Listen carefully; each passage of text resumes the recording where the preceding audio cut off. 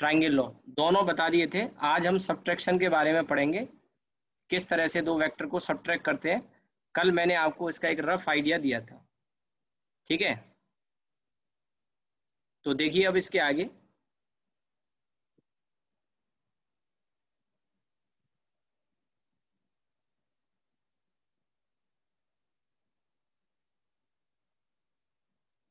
Subtraction of two vectors.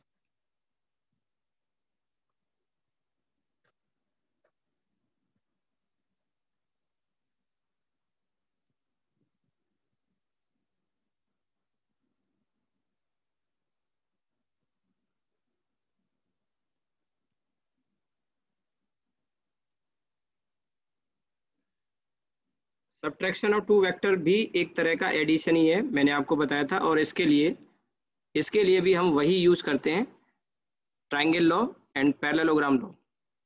Triangle law and parallelogram law, ठीक है। अब समझिए इसको। जैसे कि ये हमने लिखा, एक आर वेक्टर है जो कि आपका A vector minus B vector है।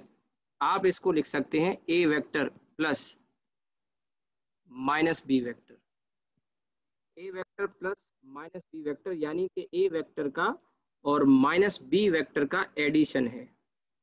और एडिशन है तो फिर आप ट्राइंगल लॉ और पैरेललोग्राम लॉ लगा सकते हैं। ट्राइंगल लॉ और पैरेललोग्राम लॉ हम कल पढ़ चुके हैं, ठीक है। और आप सब क्योंकि टारगेट बैच के स्टूडेंट हैं तो इतना तो आपको सबको आता होगा, बस ये थोड़ा सा चीजें ब्रशअप हो जाएंगी। कोई छोटी मोटी कमियां होंगी वो दूर हो जाएंगी। हो सकता है कुछ नई चीजें मैं इसमें आगे बताऊं आपको। अभी जैसे आगे हम इसमें पढ़ेंगे पॉलीगॉन लॉ है, तो उसमें कुछ नई बातें आ जाएंगी जो आपके लिए नई हो सकती। हो सकता है पहले जहाँ टीचर से पढ़े हों उन्होंने बताई हैं ना बताई हों। तो देखिए कैसे हम ए में से बी को माइनस करते हैं। तो सबसे पहले तो ए वेक्टर को देखें, ये ए वेक्टर है आपका, और ये मान के चलिए ये आपका बी वेक्टर है, राइट। तो यहाँ आप देख क्या रहे हैं, आप देख रहे हैं ए और माइनस बी को ऐड किया है। तो पहले माइनस बी निकाला जाए, वो कैसे आएगा, बी को रिवर्स करके। किसी भी वेक्टर को अगर हम रिवर्स कर देते हैं तो उसका नेगेटिव वेक्टर मिल जाता है, ये बात मैं आपको पीछे बता चुका हूँ। किसी भी वेक्टर को अगर हम रिवर्स कर देंगे तो हमें उसका नेगेटिव मिल जाएगा, यानी माइनस बी मिल गया। अब ए को और माइनस बी को ऐड करेंगे। So now we have two laws, एक है ट्राइंगल लॉ और एक है पैरेललोग्राम लॉ। तो अब हमारा जो वेक्टर है, जो कंसर्न वेक्टर है, वो कौन सा हो गया, यहाँ पे देखिए ए और माइनस बी। और इसमें जो एंगल होगा ए और बी के बीच में, ध्यान रहे ए और बी के बीच में, तो ये था, आपको याद आ रहा हो कैसे बताया था मैंने। ए का डायरेक्शन ये है। अगर किसी को भी दिक्कत हो हैंड रेज कर लेना और पूछ लेना। बी का डायरेक्शन ये था, ए का डायरेक्शन ये था, तो एंगल थीटा था। लेकिन हमारे वेक्टर ए और बी है ही नहीं, हमारा वेक्टर है ए और माइनस बी। तो हमको जो एंगल चाहिए वो ये वाला नहीं चाहिए जो दिखाया है, असल में हमको एंगल चाहिए दूसरा वाला। क्योंकि हमारे वेक्टर कौन कौन से हैं, हमारे वेक्टर हैं यहाँ पर ए और माइनस बी। तो आप यहाँ पे देखें सबसे पहले तो ए और माइनस बी नीचे की तरफ है, ठीक है। तो अब यहाँ पर जो एंगल आएगा, एक सेकंड थोड़ा सा दिक्कत कर रहा है।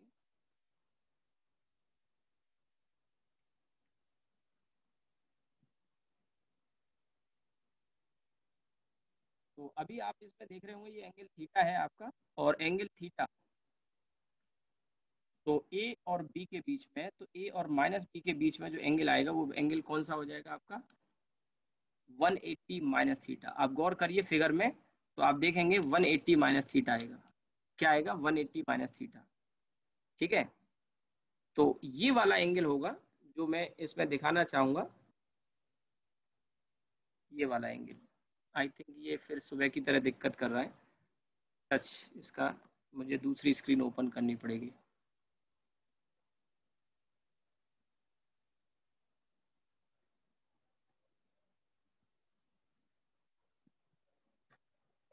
देखिए मैं बता रहा था आपको, जैसे ये आपका ए वेक्टर है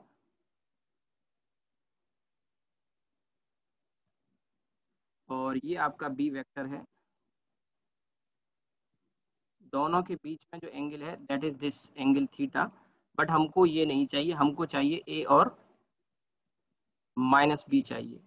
तो अब जो एंगल आएगा इनके बीच में वो ये वाला एंगल आएगा, ध्यान दीजिएगा, and this is the required angle 180 minus theta. हम दो लॉ जानते हैं, एक है पहला आपका ट्राइंगल लॉ, और ट्राइंगल लॉ में क्या होता है, एक वेक्टर है उसकी हेड से दूसरे वेक्टर की टेल लगाते हैं। तो यहाँ पे हमारा ए वेक्टर है ये वाला, और इसकी हेड से बी वेक्टर की टेल मिली है, आप देखें। तो ट्राइंगल लॉ के लिए तो परफेक्ट फिगर है, आप इसी फिगर को आप यूज कर सकते हैं। और इसमें ये हमारा ए वेक्टर हो गया, ये हमारा माइनस बी वेक्टर हो गया, तो हमारा जो रिजल्टेंट वेक्टर आएगा आर, वो ये आ जाएगा। लेट आर ना कह के मैं आर डैश कह देता हूं इसे, क्योंकि आर वेक्टर हमने पीछे कल ए वेक्टर प्लस बी के लिए यूज किया था, तो यहाँ आर डैश यूज कर लेते हैं। So this R dash will be actually A vector minus B vector, A vector minus B vector, और जो एंगल आएगा दोनों के बीच में वो एंगल ये आएगा जो अभी मैं आपको शो कर रहा था, and that is actually 180 minus theta. I think बात समझ में आ गई होगी, 180 माइनस थीटा, ठीक। सो अब रिजल्टेंट जब आर डैश आप निकालोगे तो आर डैश का स्क्वायर, वही फॉर्मूला यूज होगा, A square plus B square plus 2ab, और दोनों के बीच में जो एंगल है वो अब थीटा नहीं है, ध्यान रहे, क्योंकि हमारे वेक्टर कौन कौन से, ए एंड माइनस बी, ध्यान रहे, ए और बी वेक्टर नहीं है, ए और माइनस बी वेक्टर जिनको हम ऐड कर रहे हैं। एडिशन के लिए और सब्ट्रैक्शन के लिए same triangle law, parallelogram law use किया जा सकता है। यहाँ जो एंगल आप रखेंगे 180 माइनस थीटा। अब इसमें थोड़ा सा ट्रिग्नोमेट्री की एक चीज आ जाती है जो आपको शायद पता हो, और नहीं पता है तो मैं बता देता हूँ, आगे के लिए ध्यान रखिएगा। और आगे मैथमेटिक्स जब मैं पढ़ाऊंगा वहां पे भी आपको बताऊंगा ये चीजें। एक होता है आपका साइन 180 माइनस थीटा, जो कि साइन थीटा होता है, इसकी हमें अक्सर जरूरत पड़ेगी। और दूसरा होता है ये वाला कॉस 180 माइनस थीटा, जो माइनस कॉस थीटा होता है, इसे ध्यान रखना। अब कैसे होता है ये मैं आगे मैथमेटिक्स पढ़ाऊंगा तब आपको बता दूंगा, पर अभी के लिए मेरी एक सलाह है, एडवाइस है आपके लिए, कि ये आप याद रखिएगा, ठीक है। ये आप याद रखना, ये काम आएगा, बहुत बहुत जरूरत पड़ेगी। cos 180 minus theta is minus cos theta, right. तो r dash square equals to A square plus B square plus 2ab cos 180 minus theta. अब इसे जब आप सॉल्व करते हैं तो ये वैल्यू आपको ये मिलेगी, A square plus B square minus 2ab cos theta. अब बच्चा इसमें एक दिमाग और लगाता है, बच्चा कहता है सर वो बी वेक्टर नेगेटिव में था, तो आपने सर यहाँ पे जो बी रखा है ना सर वो नेगेटिव रखना चाहिए था आपको, तो ये सर प्लस हो जाता। और सर ये बी स्क्वायर तो चलो ठीक है क्योंकि स्क्वायर है तो वो क्या हो गया, वो तो सर पॉजिटिव हो जाएगा, लेकिन जो बी आपने रखा वो सर नेगेटिव नहीं रखा। देखिए ध्यान दो, यहाँ पे सभी बच्चे ध्यान दो, ये जो बी है वो नेगेटिव नहीं रखा जाता, क्योंकि यहाँ जो ए और बी आप देख रहे हो ना, ये जितने भी हैं ये एक्चुअली क्या है, मैग्नीट्यूड है। क्या है, मैग्नीट्यूड है। और मैग्नीट्यूड को हमेशा कैसे रखा जाता है, पॉजिटिव रखा जाता है, नेगेटिव कभी नहीं रखा जाता। एक्चुअल में ये जो माइनस आया है ना यहाँ पे, ये cos 180 माइनस थीटा की वजह से आता है, यही बात आपको ध्यान रखनी है। आप सिंपल सी एक बात ध्यान रखो कि अगर ए और बी के बीच में थीटा एंगल होगा तो ए और माइनस बी के बीच में 180 माइनस थीटा होगा, और अगर ए और बी के बीच में एंगल 180 माइनस थीटा है तो ए और माइनस बी के बीच में फिर क्या हो जाएगा, थीटा हो जाएगा। इसको ऐसे समझो कि ए और बी के बीच में अगर एंगल 60 डिग्री है तो ए और माइनस बी के बीच में 120 डिग्री होगा, और अगर ए और बी के बीच में 120 है तो ए और माइनस बी के बीच में 60 डिग्री होगा। मैंने आपकी आवाज म्यूट कर रखी है क्योंकि थोड़ा क्लास डिस्टर्ब होती है, उधर से आप लोगों की आवाज आएंगी, ठीक है, थोड़ा सा डिस्टर्बेंस होता है क्योंकि टाइम थोड़ा लैग करता है इसमें। तो आर का ये वाला फॉर्मूला बन जाएगा फिर आर डैश, और ये आ जाएगा under root A square plus B square minus 2ab cos theta.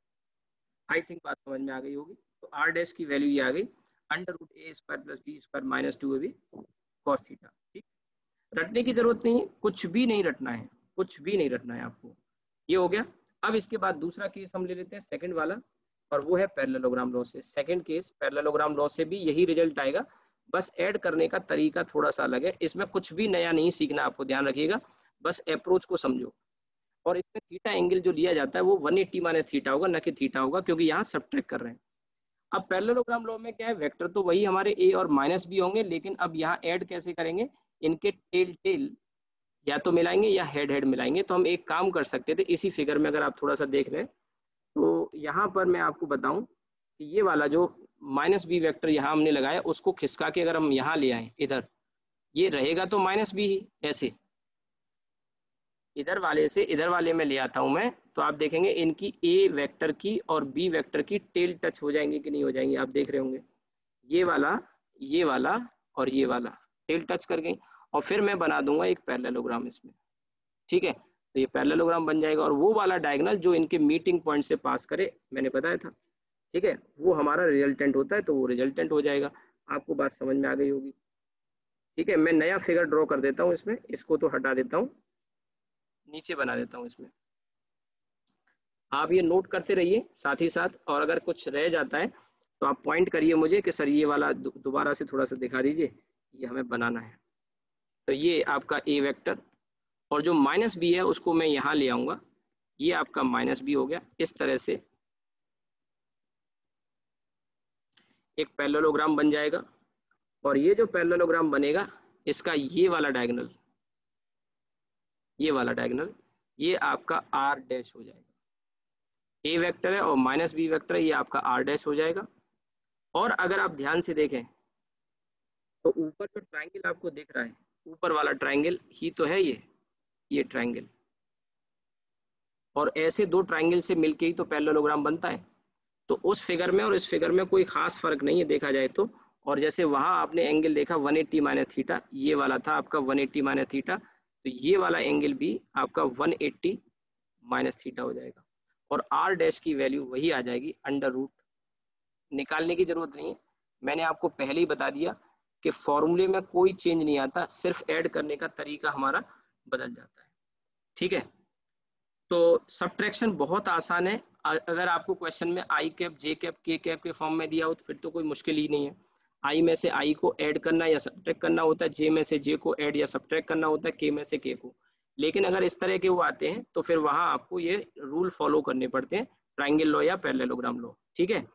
अब इसमें मैं आपको एक शीट भी दूंगा आज, क्योंकि आज इसमें एडिशन का मेन पार्ट खत्म हो जाएगा। इसमें पॉलीगॉन लॉ वगैरह मैं आगे कंटिन्यू करूंगा, लेकिन उससे पहले कुछ बातें यहाँ पे आपको मैं सिखाऊंगा।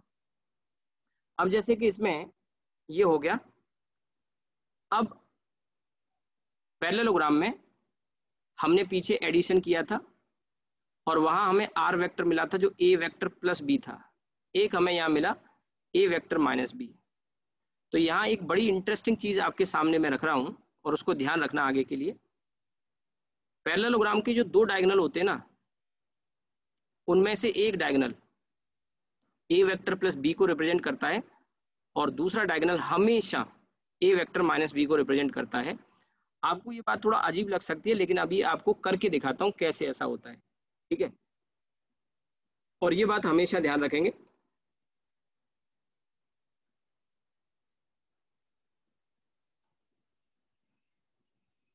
If A vector and B vector represent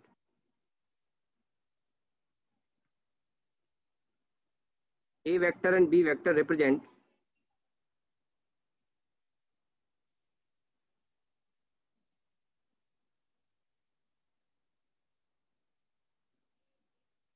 two adjacent side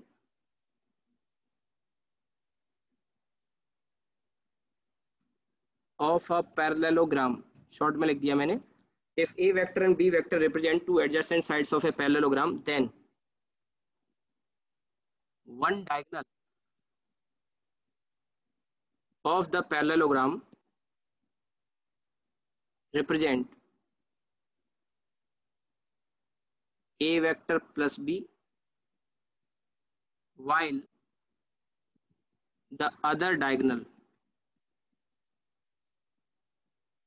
represent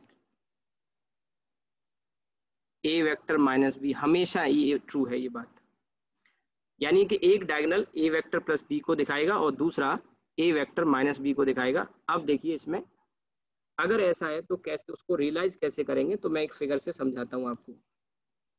जैसे कि ये आपका ए वेक्टर है और ये आपका बी वेक्टर है, पैरेललोग्राम से ही समझेंगे।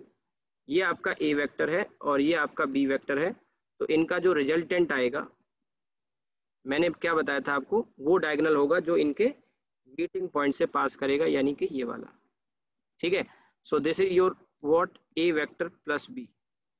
अब आपको अभी मैंने थोड़ी देर पहले बताया कि ए वेक्टर माइनस बी अगर हम करेंगे तो इसी को बी को रिवर्स कर देंगे, बी को आप क्या कर देंगे, रिवर्स कर देंगे, तो ये आपका क्या मिल जाएगा, माइनस बी। अब अगर ये माइनस बी है तो ए और माइनस बी का जो रिजल्टेंट आएगा वो डायगोनल होगा जो इनके मीटिंग पॉइंट से पास करेगा, ऊपर जो बताया था।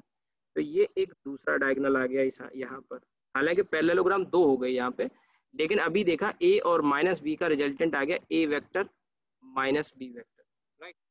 ए वेक्टर माइनस बी वेक्टर, मैं आपसे क्या कह रहा हूँ कि ये जो नीचे वाला पैरेललोग्राम है ना, ये वाला मैं हाईलाइट कर देता हूँ, देखिए ये वाला, आप क्या करो, इसे पलट के, नीचे वाले को पलट के ऊपर वाले पे रख दो, पलट के या उठा के पिक करके रख दो, तो ये डायग्राम कुछ इस तरह से आपको दिखाई देगा, गौर कीजिएगा।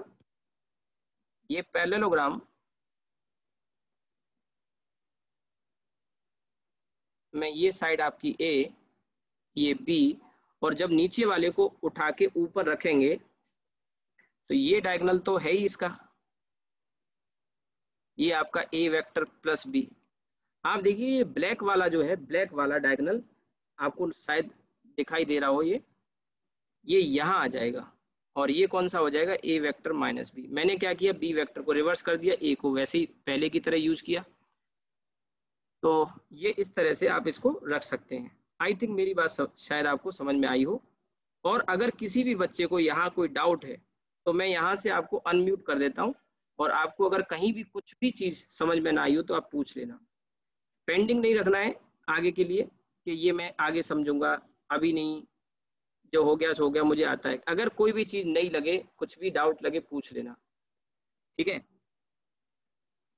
श्रुति एंड हृदय, आज शाम की क्लास करी थी 6:15 वाली, श्रुति एंड हृदय?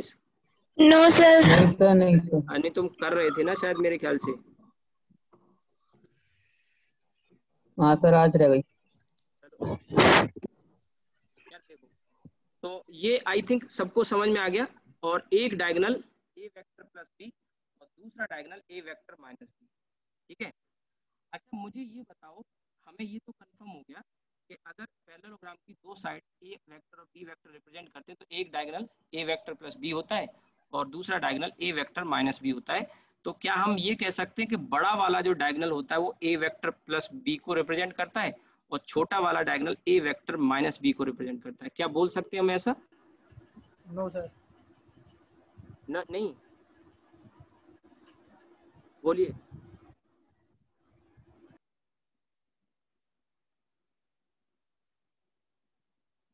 क्या लगता है आपको, फिलहाल जो पिक्चर है आपके सामने उसके हिसाब से तो यही लग रहा है कि एक डायगोनल बड़ा वाला ए वेक्टर प्लस बी को रिप्रेजेंट कर रहा है और छोटा वाला ब्लैक वाला ए वेक्टर माइनस बी को। अच्छा बच्चे के दिमाग में ये भी आता है कि ये सर सब्ट्रैक्शन है इसलिए छोटा तो होगा ही होगा, लेकिन देखिए वेक्टर में ऐसा नहीं है, सब्ट्रैक्शन करने पर भी वैल्यू बड़ी आ सकती है, ध्यान रखिएगा, सब्ट्रैक्शन करने पर वैल्यू बड़ी भी आ सकती है, ऐसा पॉसिबल है, ध्यान रहे।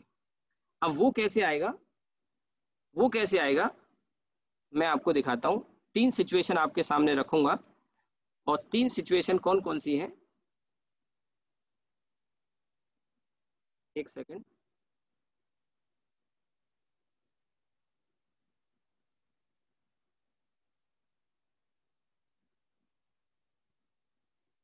देखिए ये तो आपको समझ में आ गया, ये थोड़ा नीचे हो गया।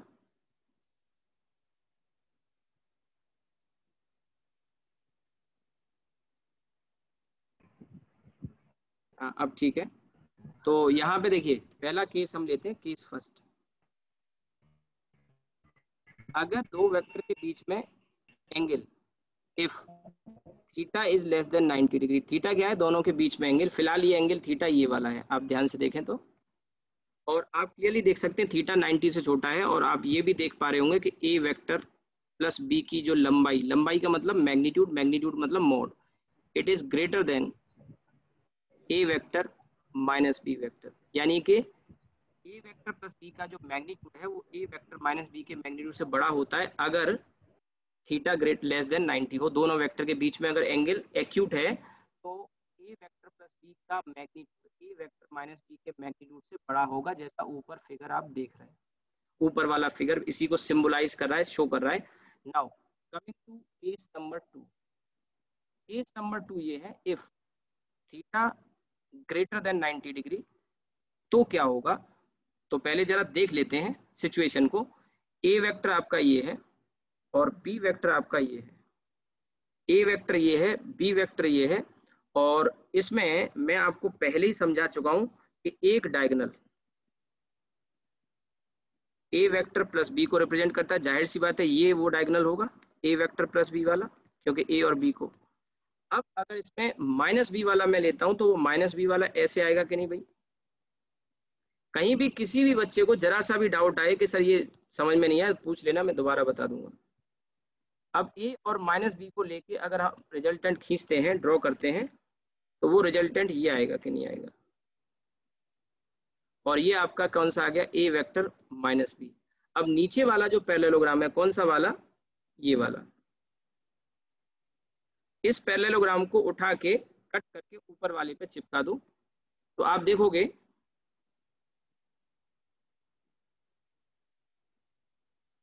ये आपका ए वेक्टर। रटने का कुछ भी नहीं है, चीजें सब सामने दिख रही हैं।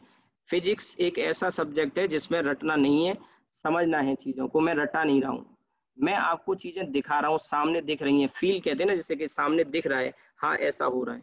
और दूसरा डायगोनल ये आ जाएगा आपका, दूसरा diagonal A vector minus B. अब बताइए कौन सा डायगोनल लंबा लग रहा है आपको इन दोनों में से। एक ये वाला डायगोनल आपका रेड वाला, एक एक पर्पल कलर का है। कौन सा दोनों में से लॉन्गर लग रहा है आपको। ए वेक्टर माइनस बी वेक्टर। आप देखेंगे ए वेक्टर और ए वेक्टर माइनस बी में आप देख सकते हैं क्लियरली पर्पल वाला जो कि ए माइनस बी है वो बड़ा है, यानी उसका मैग्नीट्यूड बड़ा है, तो ये बड़ा हो गया। तो आपको ये नहीं रटना, ठीक है, ये नहीं रटना है। आपको ये याद रखना है, तीन बातें अभी तक मैंने समझाई और उन्हीं तीन चीजों को माइंड में रखिए। रटना कुछ भी नहीं है।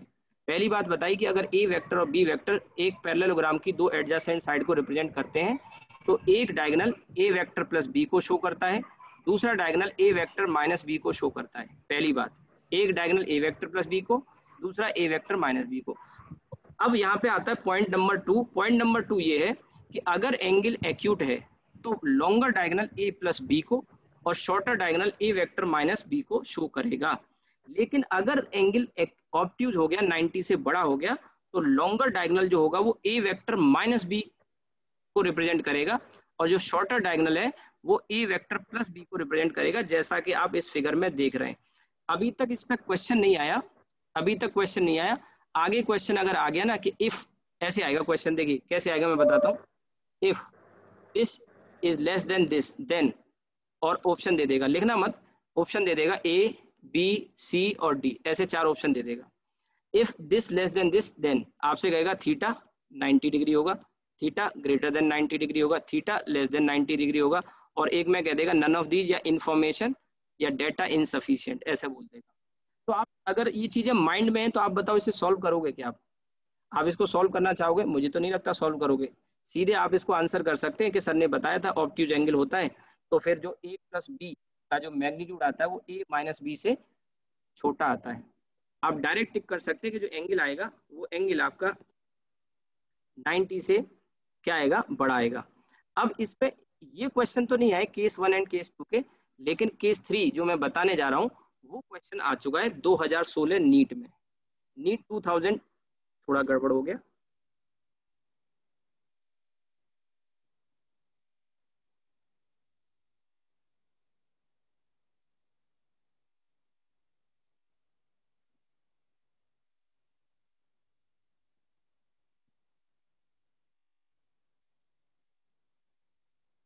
ठीक है।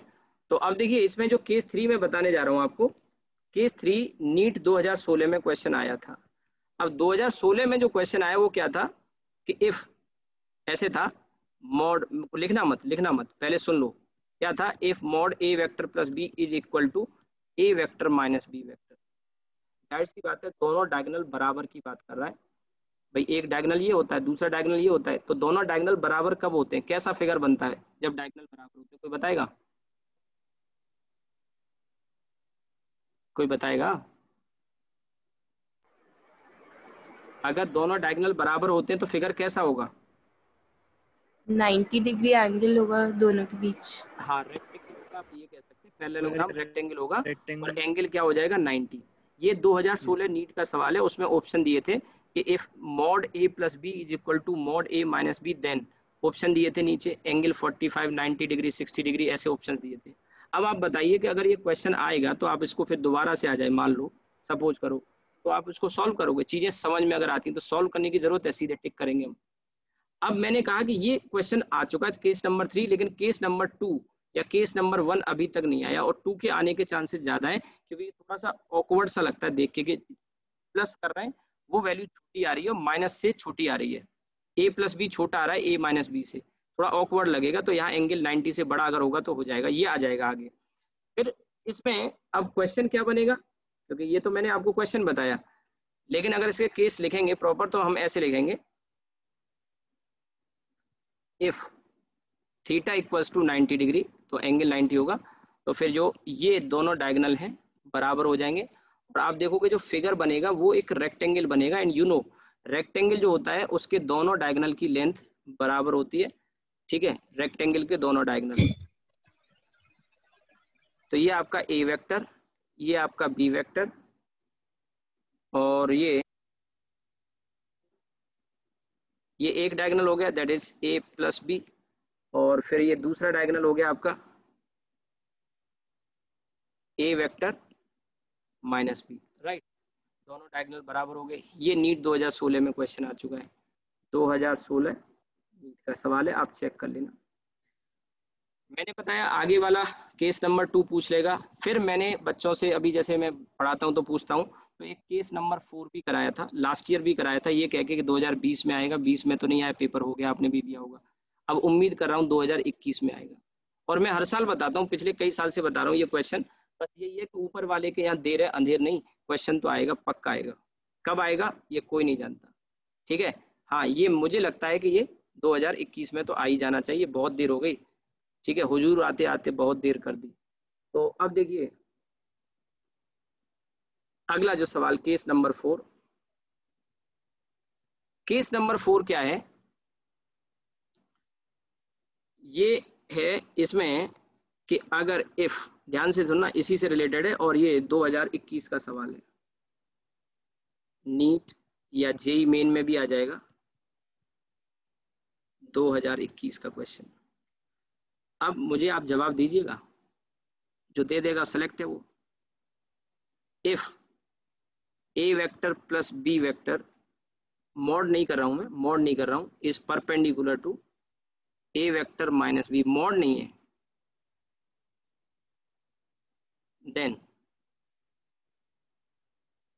देन पहला option A is perpendicular to B vector, दूसरा question A equals to B, मतलब दूसरा ऑप्शन, तीसरा A not equal to B, और चौथा नन ऑफ दीज। थोड़ा सा दिमाग लगाओगे तुरंत आप आंसर कर सकते हैं इसका। सोचिए, एक ये डायगोनल है, ऐसे सोचो, ज्यादा हाई फाई नहीं सोचना है, एक ये डायगोनल है और एक ये डायगोनल है, ए और बी जाहिर सी बात है एक पैरेललोग्राम की साइड होंगी, जिसमें से ये दो डायगोनल है। और आपने 7th या 8th क्लास में एक प्रॉपर्टी पढ़ी जरूर होगी कि अगर डायगोनल परपेंडिकुलर होते हैं तो वो फिगर कैसा होता है। If two diagonals are perpendicular then the figure is rhombic. Rhombus, rhombus. A और बी बराबर होते हैं, अगर डायगोनल परपेंडिकुलर होते हैं then the figure is rhombus, और रोम्बस की साइड क्या होती है, बराबर। आपने कहा सर स्क्वायर भी हो सकता है, लेकिन रोम्बस पक्का होगा, साइड बराबर। Square is a type of rhombus. आपने कहा सर पहला वाला ऑप्शन क्यों नहीं, क्योंकि पहला वाला होने के लिए स्क्वायर होना जरूरी है, और स्क्वायर यहाँ पे होगा जरूरी नहीं है, एंगल कुछ भी हो सकता है। हाँ रोम्बस की साइड के बीच में कुछ भी एंगल होता है, आपने ये पढ़ा होगा कि अगर साइड बराबर है तो फिगर रोम्बस होता है, और रोम्बस के डायगोनल परपेंडिकुलर होते हैं हमेशा। तो ये और ये और ये अभी मैंने पढ़ाया नहीं, हम इसको एक दूसरे तरीके से भी प्रूव कर सकते थे। डॉट प्रोडक्ट में आप जानते हैं दो वेक्टर अगर परपेंडिकुलर होते हैं तो उनका डॉट प्रोडक्ट, जैसे इस वेक्टर का नाम a प्लस बी का नाम c कह लो और इसको d कह लो, तो c डॉट d अगर आप कर दो तो वो 0 हो जाना चाहिए। वो प्रूव भी किया जा सकता है, अगर आप चाहो तो दिखाया जा सकता है, पर अभी मैं नहीं करूंगा इससे, क्योंकि मैंने आपको डॉट प्रोडक्ट नहीं पढ़ाया। आप जानते हैं ये अच्छी बात है, लेकिन मैंने नहीं पढ़ाया आपको, तो मैं अभी उस तरीके से नहीं करूंगा। बट ये आप जानते होंगे कि अगर ये a है और ये b है, तो यहाँ पे ये a वेक्टर प्लस b और ये a वेक्टर माइनस b दोनों डायगोनल परपेंडिकुलर अगर होते हैं तो फिगर रोम्बस होता है। So the correct option is 2। आपने कहा सर फर्स्ट क्यों नहीं, मैंने कहा ना फर्स्ट के लिए एंगल 90 होगा जरूरी है, और यहाँ पर ये एंगल रोम्बस में 90 हो जरूरी नहीं है। Square is a special type of rhombus, ऐसा कह सकते हैं, जिसका एंगल 90 होता है, लेकिन रोम्बस के डायगोनल परपेंडिकुलर होते हैं, स्क्वायर के भी होते हैं, लेकिन रोम्बस का स्क्वायर एक टाइप है। तो हमको मोर जनरल ऑप्शन पे जाना पड़ेगा। तो ये आगे का क्वेश्चन है और पक्का मानिए ये आएगा जरूर, आएगा जरूर। ठीक है, तो ये आपका केस नंबर 4 हो गया। सब्ट्रैक्शन भी आ गया, इसमें एडिशन भी आ गया, कुछ बेहतरीन बातें मैंने आपको बताई इसी में। अब देखिए इसमें एक टर्म और मैं बताता हूँ आपको, पोजीशन वेक्टर। पोजीशन वेक्टर मैं एक सीट भी आज दूंगा आपको, डीपीपी, जो आप लगाएंगे, जो क्वेश्चन आए पूछ लेना, उसमें कोई संकोच करने की जरूरत नहीं है। तो देखिए पोजीशन वेक्टर क्या होता है, थोड़ा सा मैं आइडिया देता हूँ। तो पोजीशन वेक्टर एक वेक्टर ही होता है, टाइप्स में नहीं है, ये अलग से पढ़ाता हूँ मैं इसको। तो it's a vector, it's a vector that tells the position of a point. मैं आपकी यहाँ से वॉइस को म्यूट कर रहा हूँ क्योंकि थोड़ा डिस्टरबेंस आ रहा है आपकी तरफ से।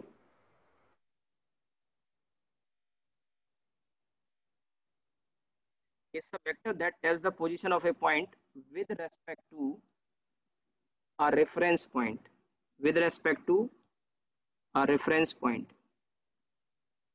और ये जो रेफरेंस पॉइंट है ये ज्यादातर केस में ओरिजिन लिया जाता है। मैंने कहा ज्यादातर केस में, हमेशा होगा ऐसा जरूरी नहीं है, ध्यान दीजिएगा, हमेशा होगा जरूरी नहीं है। So it's a vector that tells the position of a point with respect to a reference point. और इसमें आगे आप लिख लेना usually it is taken at origin.